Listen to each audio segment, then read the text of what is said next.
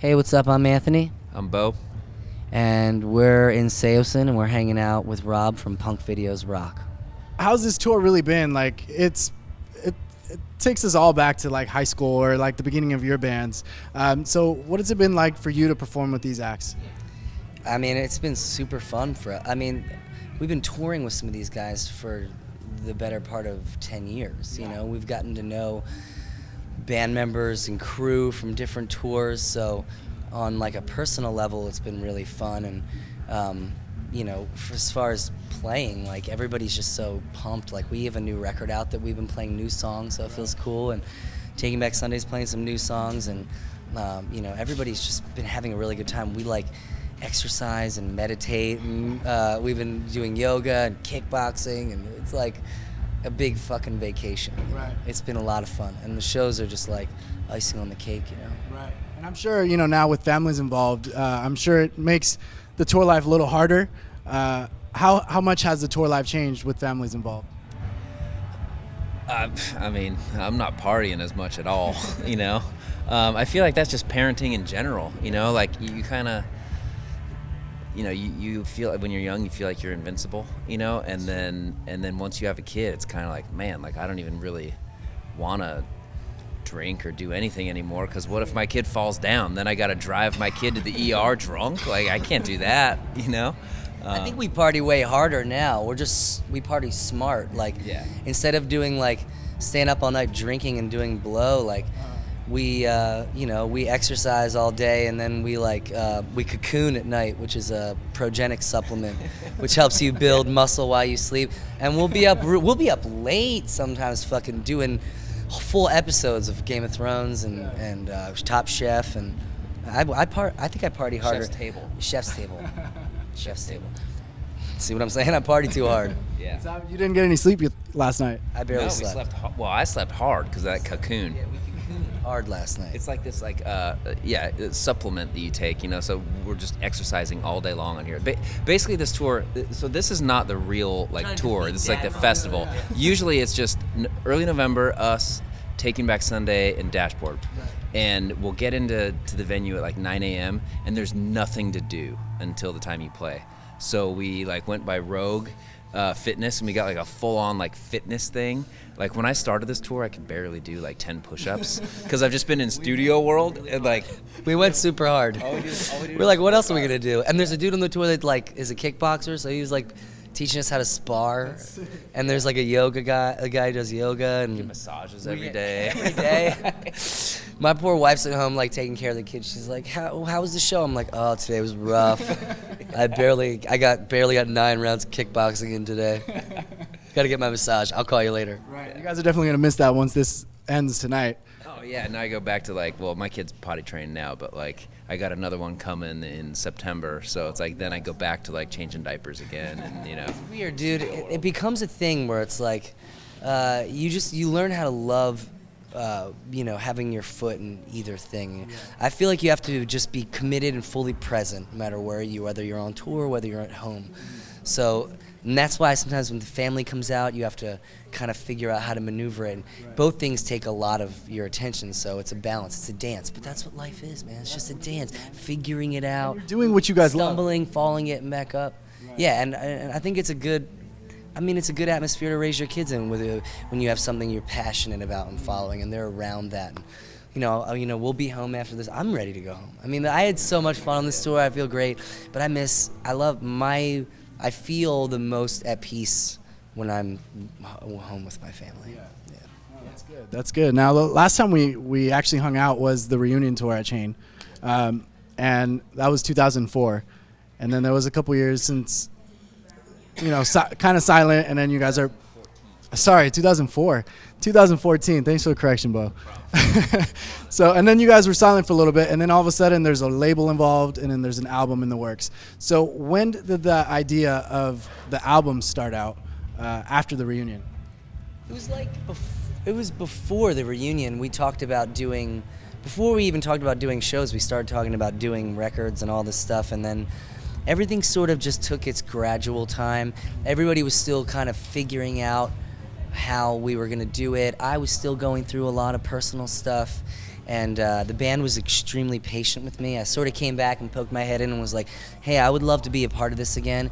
And we sort of kind of, set the balls in motion, but they were really patient with me, just like they were in the beginning. Now, Brett was actually trying to get involved with you guys since the beginning of Saosin. Brett from Epitaph, back in 2003, and now you guys are on Epitaph. So, what does that mean to you guys to have someone so big in the industry be so interested in you guys, even after that long break that you guys had? First off, this is a complete joke, but it feels great to know that you're that awesome. But it is really cool though. It's very flattering. Because he was just very honest about it. He's like, hey man, like I wanted to get in on it back when it was, the big bidding war. Like back, it's funny to think about like times way back then. But like he was just like, I just couldn't compete with the type of money that the major labels had, and I missed out. We could have been so rich if I stayed in the band, dude. Oh shit! I mean, why were you so scared, dude? Why were you so scared of going to? Broke now, dude. You chill out on that. Mo money, mo problems. You know what I'm saying? That is true from what I hear. I don't know that yet. What bad luck saves you from worse luck. So. It all worked out pretty well, I would say. Yeah. Now, I mean, not a lot of bands can come and go and then return like full blown like you guys did and still be able to do these amazing shows. The thing about it for us from the beginning was this wasn't like we didn't have anything to prove to anybody. We really just we're chasing the. Oh, that's pretty cool. Oh, look at that right there. Saosin's up in the sky. You guys can't see it. You guys should be out here in the show. That's pretty cool. Can I just take a picture of that real quick? Go for it. Sorry. That is sick. Yeah, I would have been too cool for this 10 years ago. We're experiencing a fan moment with Saosin. I don't know what kind of moment this is. There's a plane flying through the sky carrying a little banner that says band name and our record title. And it says Out Now. That is badass. That is badass. Is that one of the biggest highlights you guys have had in your career? Yeah, I've never seen our band flying through the air before. It's pretty cool. Something. But yeah, to get back to it, I'd say, I guess we want to make it clear that we're not like jumping back into it like we're back. We're just, and I think that's what's fun for us is that we're just having a good time with it, The goal when we started out, it was like when we started this band, it was like these guys were looking for a singer. I was looking for something to be passionate about, and like opportunity and obsession collided, and it was great. And we in a way where it worked, and we all were like, holy shit, there's like a chemistry here creatively, and coming back to all this was sort of just like going back to that mine, that we had started digging together and being like, hey, there was something really special here. Let's go back. And since all the bullshit is over with and we can clear the air, it's not about coming back as a band. It's not about making some grand statement as a band. It was really about us as individuals sort of working out the shit that we had gone through and really giving justice to this thing that is greater than us, that the chemistry or whatever happens when people get together and they harmonize in a creative way. And you're lucky if you ever find that. And I've been able to find that a lot in my life, and I feel like I have it with Saosin, and I don't want to lose it again. Right. I don't ever want to find something like that and then give it up because of some stupid shit. With that being said, when you guys jumped into the studio, did it really feel like it was back to 2003 when you guys were initially together? It took a minute. It took a minute for us to just get our feet wet and to figure out each other. We had a couple songs that were just almost like creative exercises. We were like, all right, let's try it out. And some of them made the record in little pieces. But it really once we got settled into our little mode and shit started getting exciting, one thing would just snowball the next thing and set the precedent for the next thing, and it was just like a fucking joy to record and write this record. Everything I heard from them made me inspired, and we just it was like old times. That's awesome. And did you guys record together this time around, or were you guys in separate studios recording? No, I actually wrote and recorded the vocals in Philadelphia with Will Yip, and they did the music at Bo's studio, The Cottage in California. And we all collaborated sort of together through that, through the ether of the internet. And what was it like now that you guys are performing? What was it like going back to those songs that you guys wrote when you guys were like 19, 20 years old? It wasn't weird at all. I mean, from the very first practice, I mean, as soon as we had like the first, I don't know what song we started with, but it was like, like 5 seconds into the song, we all looked around and it was like, oh, we got it. This is great. Translating the name. Yeah. I don't know, actually. But I don't know. Do they at least have the same feeling to you guys today as they did before, or is it just another song? I mean, Cove and these guys have sang those songs so much more than I have, even to this day. Yeah. So like they still feel brand new to me. I think I could be playing them for like the next 10 years, and they take on new meanings, and I love playing them. Now back to Along the Shadow. What was the song that probably had the most reconstruction before it was actually finalized? Nothing. Yeah. Got into this mode where like they would just like, we picked a bunch of songs to start working on, and then started working on them. Like first thing what happened was I spent a couple days out in California doing those reunion shows. We spent a couple days just chilling out in the studio, nothing serious, just talking to Epitaph, but nothing was in the works yet, just testing the waters out. We recorded Ideology is Theft, or Illusion and Control. We recorded Illusion and Control, and we were like, fuck yeah, this is sick, this feels awesome, like we can do this, And then we sort of, so that I could be with my family, Bo could be with his family, and Chris could be doing his rock climbing and doing everything, being crazy, and Alex could be working, and everybody could be doing their shit. We sort of just picked to try to do it like this, see how it would feel, and sending songs back and forth to each other. They'd send me a song, I'd go in and put vocals to it, a couple songs, send them back, and everybody was just like stoked.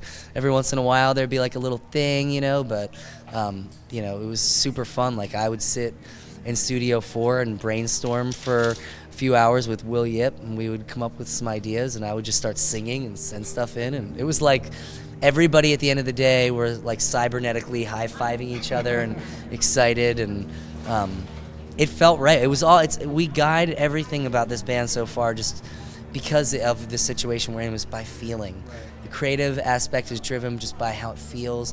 Everything we do is based off how it feels, It's a freeing situation to be guided by something like that. And with the record, it was also a little heavier than what you guys are used to like releasing. Is that something that also came out just naturally, just as you guys were in the studio? No. I mean, like we talked about it.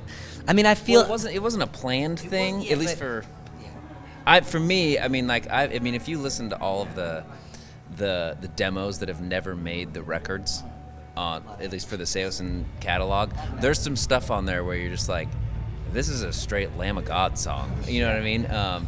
But because of the position we were in, it just wouldn't fit on the record, or the vocals weren't right for it, or whatever. But then on this record, I just, I sent all these ideas over to Anthony, and then it was just a matter of like, man, I really like this riff. Let's see what he can do with it. And then it was like, well, we'll see. I mean, like, yeah, the chances of him coming up with something great for this are going to be slim. And then he would send it back, and then we would all be listening to it, and we'd be like, this is awesome, like.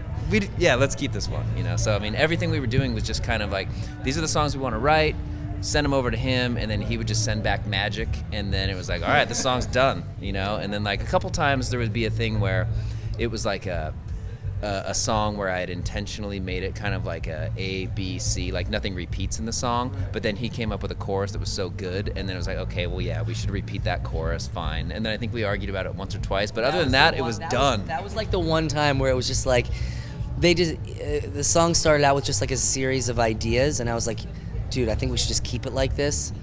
And then we were arguing about whether or not we should keep it like that or turn it. It was like, should it be the weird structure or should it be the traditional structure? At the end of the day, all the shit was great, so it was like, I don't even really think about it anymore, It just sounds like you guys, right, but it sounds like, I mean, even though you guys have had your careers for such a long time, it still feels like you guys just started a band yesterday, and you're so excited about everything that's happening. I'm treating it, it's like, I mean, for me, the band is a hobby now.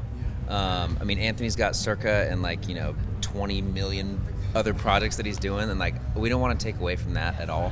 So for us, we know we're like his side bitch, you know what I mean? So it's like, it's just super fun. You know what I mean? Like, we're not trying to come back and like do this whole thing where we're gonna be touring 10 months out of the year. It's just like this fun thing. Let's treat it as fun. Let's make a record we want to make. Let's just be happy with it. We don't care how it sells. You know, we just want to make music. Fuck about anything. Right. Like, we're not trying to be some big band. Like, we just want to be Saosin, rock out and have fun. We could be Saosin anywhere. You know, like, it's pretty awesome. Now this tour wraps up today, actually. So are you guys just gonna hang out, go back with your families, or do you guys want to try and be on the road again? Tomorrow, we have one show tomorrow in San Diego where we finally get to play like a solid set. On this, on this tour, we have to cut it short. We get like 30 minutes, so we kind of had to pick like a real short set, you know. But we're really looking forward to tomorrow where we can play like a whole big slew of songs. It's gonna be awesome. We might try to do some shows later on, but just depends with everybody's schedule. Just go with the flow. We might do some shows in the fall, but there's some other stuff coming. Yeah. I mean, you have 20 other projects you have to figure out as well. Big project coming in the fall. Nobody knows about right now. Special little. Did you just start another band? No, something bigger than that. Something bigger than that. I just find it funny that you were a little intimidated in the beginning of Saosin, and then all of a sudden you have like 10 different projects going on. I just like to work, you know, and I found out recently that my mind is better when I'm busy and when I have something constantly. I want to always have I want to be able to move from one thing to the other. This business is tricky. And the fact that we've been able to keep doing it for this long is sort of fucked up. And I just, the only thing I can attribute it to is constantly working, constantly putting out music. I love writing music. I love singing. So I always want to do it anyways. So it's like, I'm just going to keep doing that until people are mega bummed and sick of me, and then I'll figure something else out. Just focus on the family full time. No. They'd get sick of me. They'd get sick of me before anyone else would. Well, thanks for hanging out with me, guys. It's a pleasure to reunite with you guys. I'm excited to see you guys again tonight on a bigger stage, too. So last time was Chain. So thanks for hanging out here, guys, on Punkvideosrock. Check out Saosin and pick up the new album that's called Along the Shadow. And it's out on Epitaph now. Thanks for watching.